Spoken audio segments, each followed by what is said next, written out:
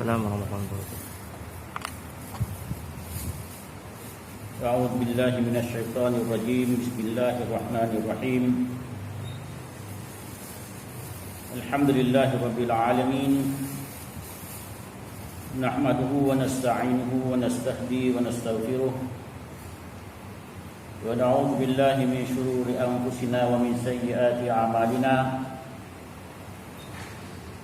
Man yahdihillahu fala mudilla lahu wa man yudlil fala hadiya lahu. Asyhadu an la ilaha illallah wahdahu la syarika lah. Wa asyhadu anna Muhammadan abduhu wa rasuluh. Allahumma salli wa sallim wa barik ala sayyidina Muhammad wa ala alihi wa sahbihi wa man tabi'ahum bi ihsan ila yaumiddin. Qala rabbi shrah li sadri wa yassir li amri wahlul 'uqdatam min lisani yafqahu qawli. Subhanaka la ilma lana illa ma 'allamtana innaka antal alimul hakim. La haula wa la quwwata illa billahil aliyyil azim. Yang saya hormati lagi dikasihi Tuan Pengerusi Surau Al-Aziz, Tuan Haji Daud, serta sekalian ahli jawatan kuasa, datuk-datuk, tuan-tuan, puan-puan, muslimin, muslimat, sidang jemaah yang dirahmati oleh Allah Subhanahu wa taala. Pertama-tamanya marilah sama-sama kita memanjatkan setinggi-tinggi rasa syukur kita kepada Allah Subhanahu wa taala, kerana dengan limpah kurnia dan keizinannya jualah maka kita sama-sama pada malam ini dapat berkumpul di dalam rumah Allah, menunaikan solat maghrib secara berjemaah. Dan alhamdulillah, semua ini adalah merupakan kehendak dan ketentuan daripada Allah Subhanahu wa taala, yang dengan kehendaknya jugalah yang menggerakkan kita untuk kita hadir menunaikan tanggungjawab kita sebagai hamba kepada Allah Subhanahu wa taala. Tuan-tuan dan puan-puan sidang jemaah yang dirahmati oleh Allah Subhanahu wa taala, yakinlah kita kepada Allah Subhanahu wa taala berdasarkan kepada lisan kekasihnya Nabi Muhammad sallallahu alaihi wasallam yang telah bersabda, man salaka tariqan yaltamisu fihi ilman sahhalallahu lahu tariqan ilal jannah. Barang siapa yang berjalan menuju ke tempat di mana tempat itu adanya pengajian, adanya perkara-perkara di dalamnya yang membesarkan Allah Subhanahu wa taala, yang memperingati kepada ajaran Nabi Muhammad sallallahu alaihi wasallam, yang di dalamnya terdapat perkara-perkara yang menyuruh kepada kebaikan dan melarang kepada kemungkaran, maka yakinlah bahawa sesungguhnya Allah Subhanahu wa taala akan memudahkan kita jalan kita menuju kepada syurga Allah Subhanahu wa taala. Jadi kita berbanggalah kita bahawa kita termasuk di kalangan orang-orang yang dipilih oleh Allah Subhanahu wa taala. Kerana kalau kita lihat di luar sana ramai lagi kan orang-orang yang ada lah, yang ada dekat rumah kan, ramai. Saya rasa kalau turun semua ni melimpah lah dalam ni dah. Bila ada penjarakan sosial ni lagilah. Tapi kita agak rasa macam tak berapa orang orang panggil tak berapa seronok lah, tak berapa senang hati jugalah kan. Kita ni dah diuji oleh Allah Subhanahu Wa Taala dengan hampirnya kepada kematian. Apabila kita dilanda dengan COVID-19, patutnya perkara yang begini dapat mengisahkan kita, dapat menyedarkan kita supaya kita kembali kepada Allah Subhanahu Wa Taala, supaya kita lebih rapatkan diri kita dengan Allah Subhanahu Wa Taala. Cara ni ialah dengan kita menghadiri majlis-majlis ilmu, kita menghadiri rumah Allah. Kalau dulu masa PKP dulu tak boleh pergi surau masjid, tak apalah. Sekarang ni jadah pun tak perlu awak dah. Jadi sebenarnya tak ada alasan. Patutnya bila ada penjarakan tu, saya rasa lah mungkin penuh lah kan, penuh. Kalau pada masa-masa yang biasa dia jadi mungkin ada label lagi 4-5 sok. Jadi inilah benda yang saya sama-samalah kita ingat-ingati. Cuma istimewanya saya nampak surah Al-Aziz ni dia dari segi program ilmu dia penuh dengan program ilmu. Ini ada satu yang orang panggil ada keberkatan yang dekat situ, insya-Allah. Cuma kita insya-Allah kita slow kita sama-samalah kita yang dipilih oleh Allah Subhanahu Wa Taala ni. Doa-doakanlah sahabat-sahabat kita yang ada kat atas rumah sana tu. Daripada tengok berita jam 8 tu, kita turunlah sembahyang Isyak.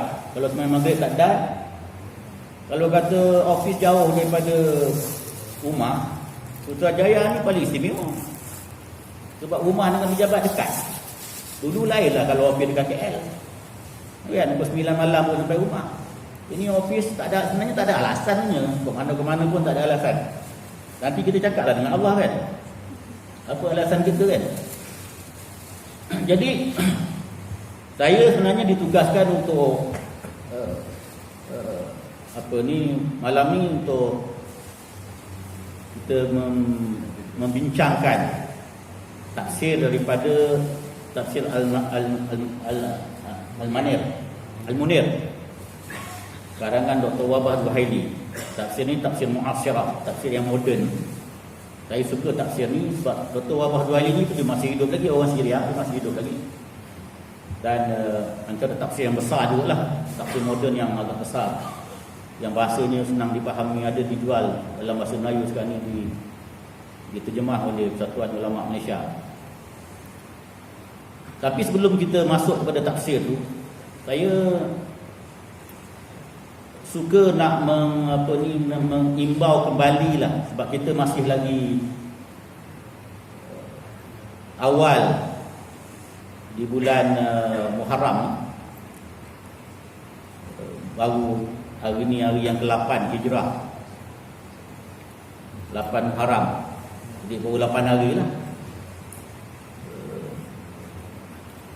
Saya nak ambil masa sikit untuk cerita. Saya bukan nak cerita kisah hijrah tu. Peristiwa hijrah tu saya tak nak cerita tu sebab kita rasanya, kalau kebanyakan ustaz-ustaz yang datang tu, kita pun rasanya kalau dengar cerita hijrah ni, rasanya kita pun dah boleh jadi ustaz. Bayangkanlah setiap tahun berpuluh kali kan orang cerita kalau kita dah umur 50-60 tahun, maknanya mungkin dah 40 kali kita dengar cerita hijrah ni. Boleh ngajar lah. Tak payah saya cerita pun boleh tahu dah. Kalau ustaz nak cakap, saya dah tahu ustaz. Kan? Setiap tahun dengar. Kadang-kadang satu bulan tu, bulan hijrah lah, ustaz yang datang ngajar tu cerita hijrah satu bulan sampai 10 kali cerita hijrah. Jadi saya bukan nak cerita peristiwa hijrah tu tuan-tuan semua dah tahu kan. Tapi yang saya nak sentuh sikit ialah berkaitan dengan apakah natijah, apakah dipanggil kesan, apakah dipanggil manifestasi daripada hijrah itu sendiri. Sebab kalau kita faham sebenarnya, kalau kita betul-betul kita menghayati sebenarnya peristiwa hijrah ni ataupun tahun hijrah ni, saya rasalah surau ni tak macam ni. Kita mula 8 hari kan? Mula 8 hari. Jadi kalau kita ambil contoh, kalau Ramadan lah, baru seminggu Ramadan, macam mana seminggu Ramadan? Penuh kan, luar kan? Melimpah-limpah. Jadi samalah hijrah ni, sama, baru 8 hari. Tapi bahana kita tak faham, bahana kita tak merasakan pentingnya hijrah tu, bahana kita rasa tak tahu, mungkin tahun Masihi itu lebih bermakna bagi kita, maka dia jadi macam ni ya. Saya bayangkan, saya sebenarnya lama juga tak datang surau ni. Saya bayangkan start daripada satu hijrah tu, daripada Tuan Mufti kita datang ceramah lah, saya rasa 11 Ogos tu, mungkin setiap hari surau kita ni penuh.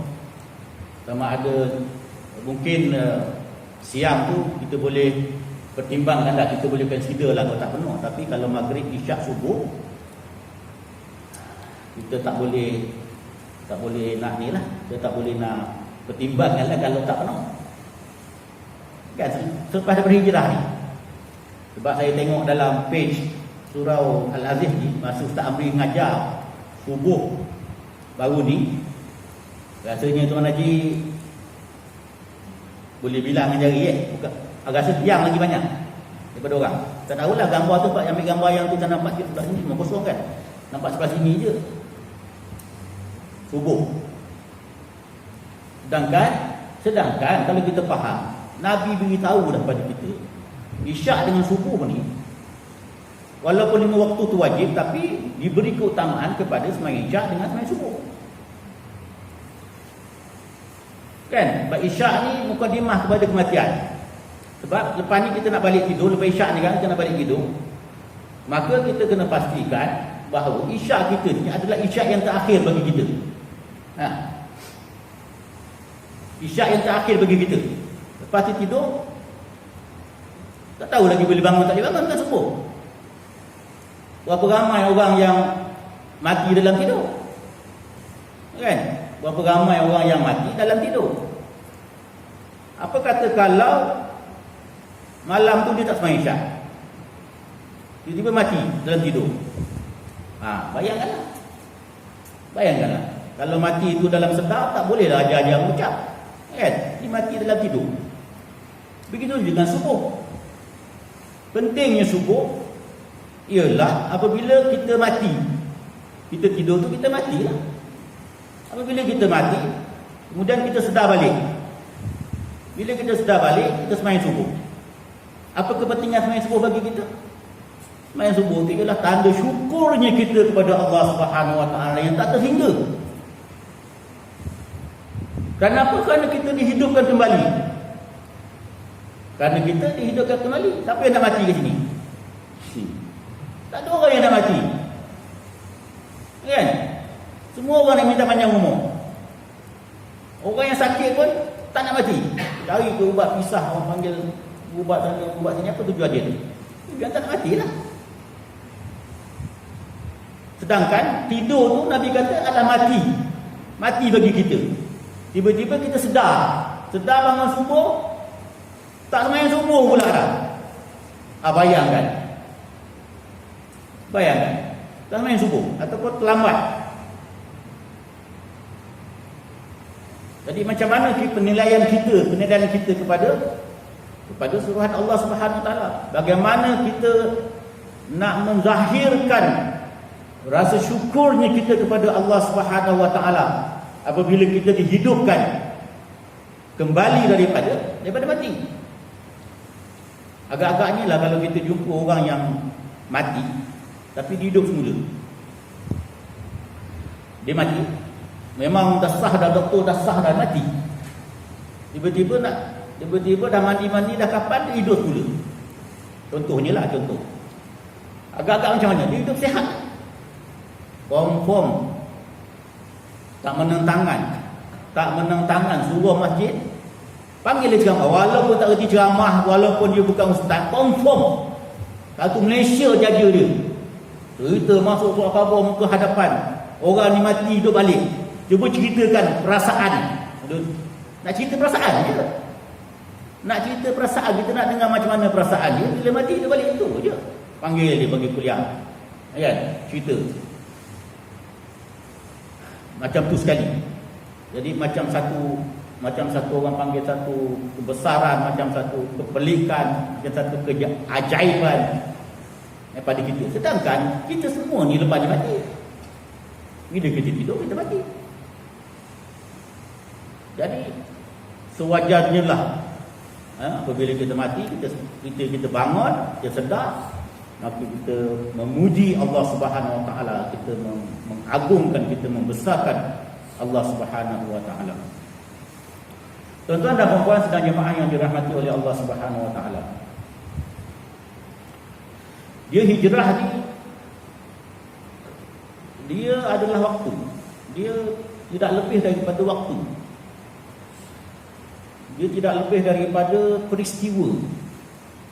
Waktu ni banyak Allah Ta'ala bagi pada kita. Saya buka lah lemah aku. Kalau biasa-biasa bila bercakap ni di rumah. Dia waktu ni, dia banyak Allah Ta'ala bagi pada kita. Dan waktu-waktu ni dia ada keistimewaan dia tersendiri. Dalam 365 hari kita ni, dalam setahun, setiap waktu dia ada istimewanya. Ini sebagai salah satu daripada keistimewaan yang Allah Ta'ala beri pada kita. Contoh, Nabi sebut antara sembahyang fardu dengan sembahyang fardu yang lain. Waktu kan? Antara sembahyang fardu dengan sembahyang fardu yang lain, kalau kita duduk menunggu kepada sembahyang yang seterusnya, maka Allah Ta'ala akan mengampunkan dosa kita. Waktu. Dalam hadis yang lain Nabi sebut antara Jumaat ke Jumaat yang satu lagi, antara Jumaat ke Jumaat yang lain, Jumaat besok ni dengan Jumaat yang akan datang, kita bertemu Jumaat. Antara Jumaat ke Jumaat, Allah Ta'ala mengampunkan akan dosa kita. Dan kalau kita lihat banyak lagi. Contoh, kita kata apa? Kita kata puasa contoh. Puasa. Dalam bulan puasa kita ada Lailatul Qadar, 10 hari yang terakhir di bulan Ramadan. Dalam 10 hari yang terakhir itu ada satu malam yang dinamakan malam Lailatul Qadar. Dan malam Lailatul Qadar itu khairun min alfi syahr. Lebih baik daripada 1000 bulan. Waktu. Maka kita pun berlumba-lumba untuk mengejar 10 hari yang terakhir itu untuk mendapatkan malam Lailatul Qadar. Waktu. Selepas daripada itu kita hari raya. Maka kita jumpa pula hadis Nabi sallallahu alaihi wasallam. Barang siapa yang berpuasa 6 hari di bulan Syawal, maka Nabi kata kasaumid dahri. Maka seolah-olah dia berpuasa sepanjang tahun. Sepanjang tahun, setahun tu berpuasa. Pahalanya. Jadi ini adalah waktu. Dan banyak lagi bulan Muharram. Contoh bulan Muharram ini, Nabi sebut bulan Muharram ini adalah bulan Allah. Di antara bulan-bulan yang istimewa selain daripada bulan Ramadan, bulan istimewa adalah bulan Muharram.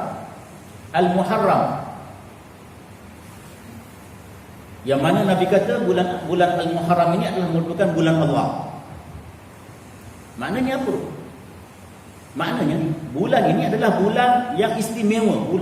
Waktu ini 30 hari ini di bulan Muharram ini adalah hari-hari yang penuh dengan keistimewaan. Bila kita kata bulan Allah, maka di dalamnya mestilah dipenuhi dengan perkara-perkara yang membesarkan Allah Subhanahu wa taala. Dengan amal ibadahnya, dengan zikirnya, dengan baca Qurannya, dengan sembahyang sunatnya, dengan pengajiannya, dengan puasanya. Waktu. Jadi semua ini yang diberikan oleh Allah Subhanahu wa taala kepada kita, tujuannya adalah untuk kita mendapat ganjaran keberkatan daripada Allah Subhanahu wa taala.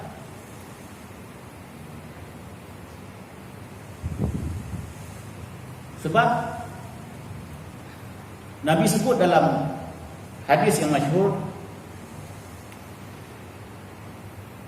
di mana Nabi kata umur umatku baina 60 wa 70. Umur umatku antara 60 hingga 70. Itu lazim.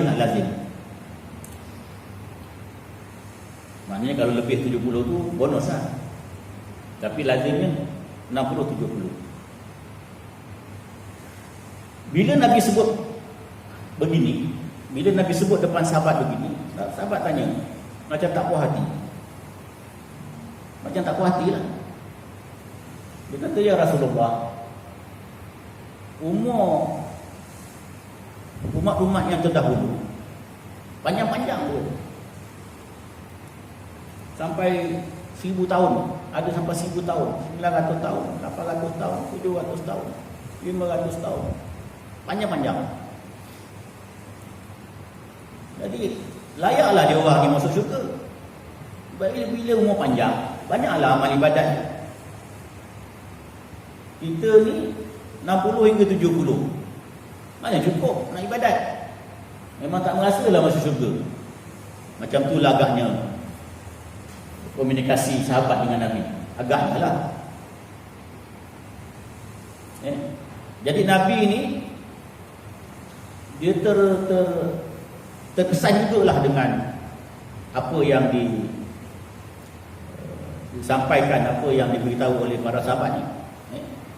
Jadi Nabi sebut benda-benda yang macam ni lah, benda-benda yang berkaitan dengan waktu ni lah, perkara-perkara yang inilah yang menjadikan kita amalan-amalan yang kita lakukan ini lebih daripada umat-umat yang umurnya 1000 tahun. Lebih daripada itu. So tak payah bimbang lah. Tapi dengan syarat kita menempatkan umur yang diberikan oleh Allah Subhanahu Wa Taala kepada kita. Tak kira lah sama ada tua ke muda ke, sebab mati ni dia bukan tentu pun. Kan? Mati bukan tentu. Yang dah tua tu dah pastilah kan. Jadi tak kisah. Sebab umur nikmat. Umur ni satu nikmat. Jadi kita gunakan nikmat yang diberikan oleh Allah Subhanahu Wa Taala kepada kita. Jangan kita rasa kita muda lagi, tak apa, aku muda lagi, lambat lagi, dan lagi, nanti 50 barulah pijak tangga surau tangga masjid, barulah boleh datang kuliah. Kalau sempat, kalau tak sempat. Jadi ada peluang yang diberikan oleh Allah Subhanahu Wa Taala kepada kita, maka kita gunakanlah. Jadi tuan-tuan dan puan-puan jemaah jemaah yang dirahmati oleh Allah Subhanahu Wa Taala,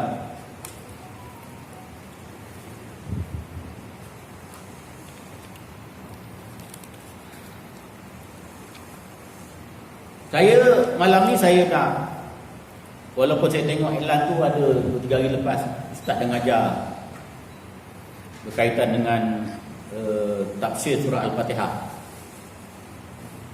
Jadi malam ni saya memang bercadang nak uraikan sedikit dengan masa yang ada ni untuk menafsirkan surah Al-Fatihah ni. Sebab tak kisahlah, sebab surah Al-Fatihah ni Dia satu surah yang sangat penting dalam kehidupan kita. Bukan dalam sembahyang, dalam kehidupan kita. Biasa-biasalah kalau dulu-dululah kalau saya mengajar surah Al-Fatihah ni, kalau kita nak habis tafsirnya, kalau setiap minggu tu ada kuliah yang ambil masa lebih kurang dalam 3 bulan baru habis sampai Waladhdallin. 3 bulan. Surah Al-Fatihah ni. Jadi tak kisahlah kalau 2-3 hari lepas ada ustaz mengajar Al-Fatihah, maka kalau hari ni malam ni pun mungkin dari pada sudut yang berbeza. Sama juga macam hijrah tadi, maknanya kita tengok daripada sudut yang berbeza. Dan surah Al-Fatihah ni macam mana yang saya cakap tadi, dia penting dalam kehidupan kita dan penting juga dalam solat. Dan kita kena faham betul-betul dan kita kena hayati betul-betul surah Al-Fatihah ni. Sebab dia sangat-sangat besar maknanya bagi kehidupan kita. Sebagai orang Islam, sebagai orang Muslim, surah Al-Fatihah ni sangat besar dalam kehidupan kita. Jadi kita cubalah sekadar waktu yang ada ni, yang permulaannya kita tengok kenapa dinamakan surah Al-Fatihah. Kenapa dinamakan Al-Fatihah? Sebab Al-Fatihah ni dia satu surah yang diturunkan oleh Allah Subhanahu Wa Taala di Mekah. Diturunkan kepada Nabi SAW ketika Nabi berada di Mekah, dan surah ini dinamakan sebagai surah Makkiyah.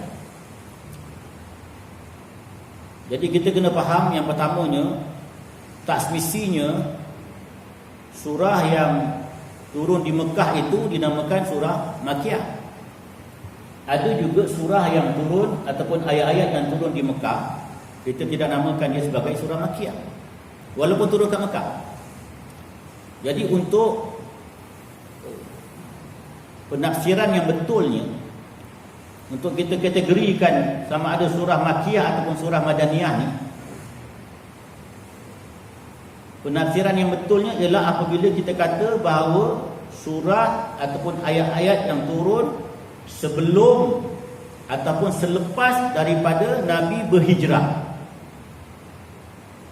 Sebab maknanya kalau ayat yang turun sebelum Nabi berhijrah, maknanya Nabi berada di Mekah, maka kita namakan Makkiyah. Tapi kalau surah ataupun ayat yang turun selepas daripada Nabi berhijrah, kemudian Nabi balik semula ke Mekah, ketika Fathu Mekah contohnya, ketika pembukaan kota Mekah, ada ayat-ayat yang turun selepas daripada pembukaan kota Mekah. Masa tu Nabi ada kat Mekah, maknanya Nabi dah berhijrah ke Madinah, kemudian Nabi datang ke Mekah untuk pembukaan kota Mekah, maka turun ayat. Maka ayat tu walaupun turun di Mekah, kita tak namakan dia surah Makkiyah, ayat Makkiyah, dinamakan ayat Madaniyah. Dinamakan ayat Madaniyah. Jadi kalau kita katakan cara umumnya ayat yang turun di Mekah nama Makkiyah, ayat yang turun di Madinah nama Madaniyah, itu tak betul. Jadi surah Al-Fatihah ni surah yang diturunkan oleh Allah Subhanahu Wa Taala kepada Nabi sebelum Nabi berhijrah ke Madinah. Jadi surah ni, macam mana kita katakan surah Al-Fatihah ni? Macam mana boleh dikatakan surah Al-Fatihah ni? Jadi surah ni berdasarkan kepada firman Allah Subhanahu Wa Taala di dalam surah Al-Hijr ayat 87. Kata Allah, walaqad atainaka sab'an minal masani wal Qur'anal azim. Sesungguhnya kami turunkan kepada engkau wahai Muhammad 7 ayat yang berulang-ulang dan Al-Quran yang agung.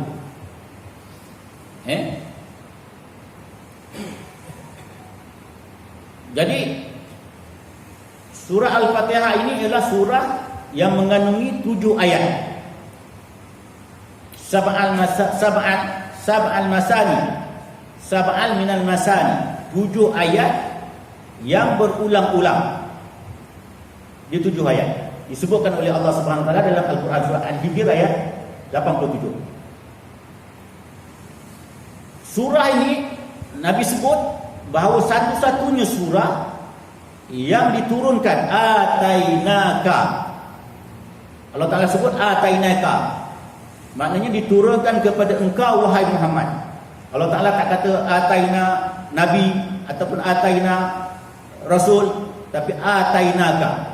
Maknanya ayat ini ataupun surah Al-Fatihah ini tidak terdapat di dalam mana-mana kitab yang lain. Tidak diturunkan kepada mana-mana Nabi yang lain. Ianya hanya diturunkan kepada Nabi Muhammad sallallahu alaihi wasallam. Tapi bila Allah Ta'ala kata sab'an minal masani,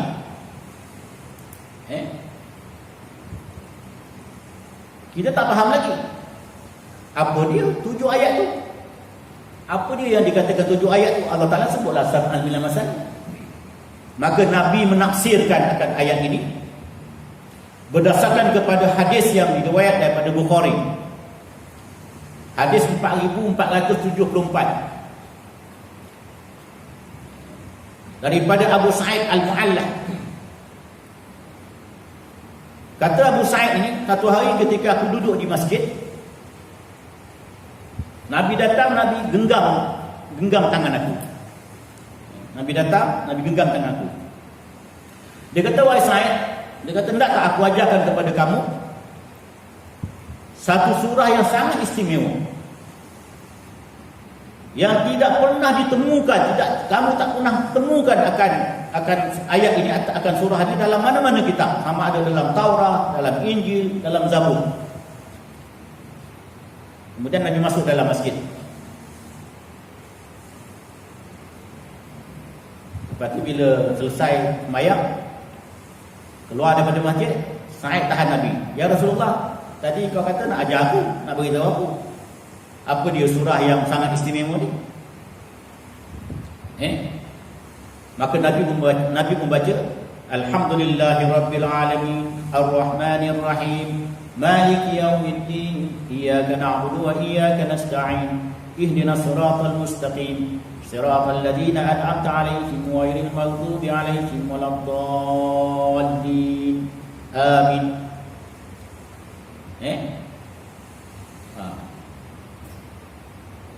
Jadi itu 7 ayat yang Nabi bacakan kepada Abu Sa'id.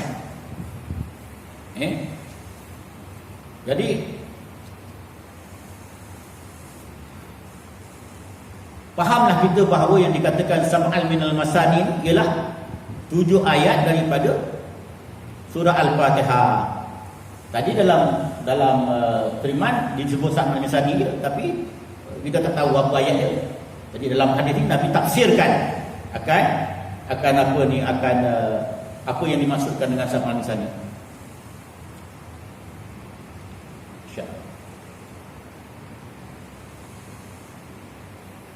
Tak ada apa mana. Ya, tak ada masa. Insya-Allah.